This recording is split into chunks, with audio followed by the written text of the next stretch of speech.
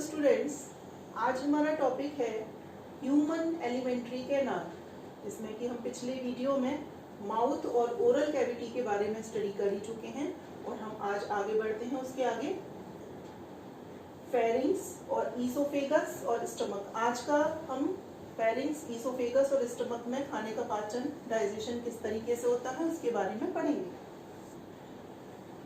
खाना oral cavity से pharynx में आता है। फेरिंग्स एक फनल लाइक स्ट्रक्चर होती है और इसका काम सिर्फ ओरल कैविटी से खाने को ईसोफेगस तक लाना होता है। खाना जो है फेरिंग्स से ईसोफेगस में आता है।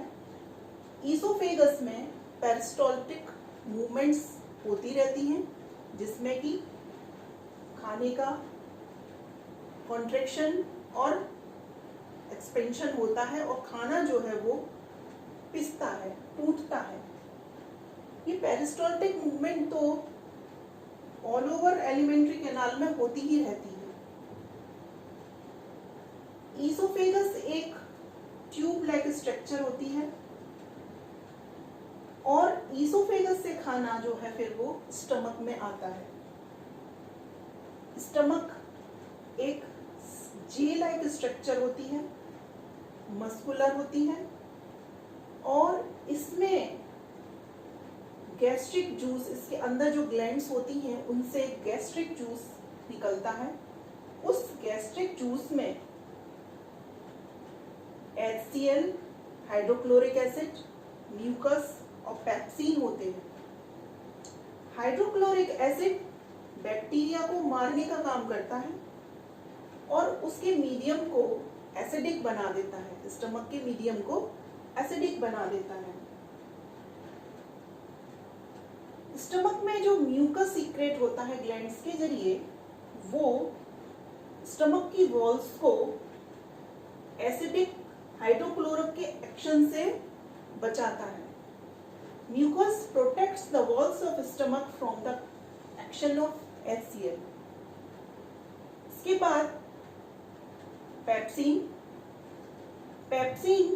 Breaks the protein into peptones. Protein को पेप्टोन्स में तोड़ देता है। पेप्सिन प्रोटीन को पेप्टोन्स में तोड़ देता है।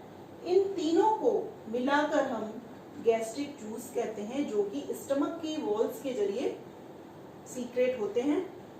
स्टमक के अंदर ग्लैंड्स होती हैं जिनसे गैस्ट्रिक जूस निकलते हैं। गैस्ट्रिक जूस में HCl, म्यूकस और पेप्सिन होते हैं। इन तीनों को मिलाकर हम गैस्ट्रिक जूस कहते हैं। स्टमक का काम होता है storage of food, churning of food, digestion of food, regulation of the flow of food into the small intestine.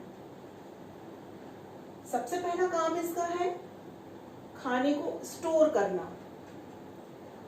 खाना स्टमक में स्टोर हो जाता है। इसी की वजह से हमको कुछ इंटरवल्स के बाद, 2 घंटे बाद या 4 घंटे के बाद भूख लगती है। स्टमक में कार्बोहाइड्रेट 1 से 2 घंटे तक रुकता है, प्रोटीन 3 घंटे तक रुकता है और फैट जो होते हैं वो 3 से 6 घंटे तक स्टोर किए जा सकते हैं। दूसरा फंक्शन है इसका चर्निंग ऑफ फूड, फूड का पिसना। स्टमक की वॉल्स में हमेशा कॉन्ट्रैक्शन होता रहता है, मूवमेंट्स होते रहते हैं, जिसमें कि ये गैस्ट्रिक जूस पूरी तरीके से जो सेमी डाइजेस्टेड फूड ऊपर से ईसोफेगस से स्टमक में आता है, उसमें ये गैस्ट्रिक जूस मिक्सअप होते हैं। तीसरा है डाइजेशन ऑफ फूड। डाइजेशन होता है HCl, उसमें मीडियम हो जाता है, उसका एसिडिक मीडियम हो जाता है।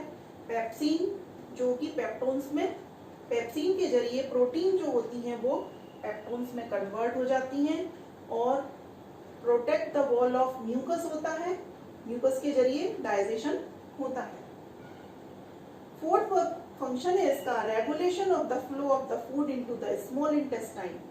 स्टमक से खाना फिर स्मॉल इंटेस्टाइन में जाता है, उसको इतना स्मूथ बना देता है, इसके अंदर निकलने वाले गैस्ट्रिक जूसेस, तो इजीली खाना जो है वो स्मॉल इंटेस्टाइन में पास हो जाता है।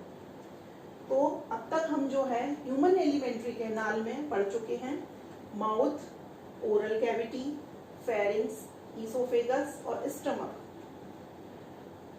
नेक्स्ट वीडियो में हम स्मॉल इंटेस्टाइन, लार्ज इंटेस्टाइन के बारे में पढ़ेंगे। तो आज आपको हमारा वीडियो पसंद आया हो, लाइक करें, शेयर करें, सब्सक्राइब करें, कमेंट करें। Thank you.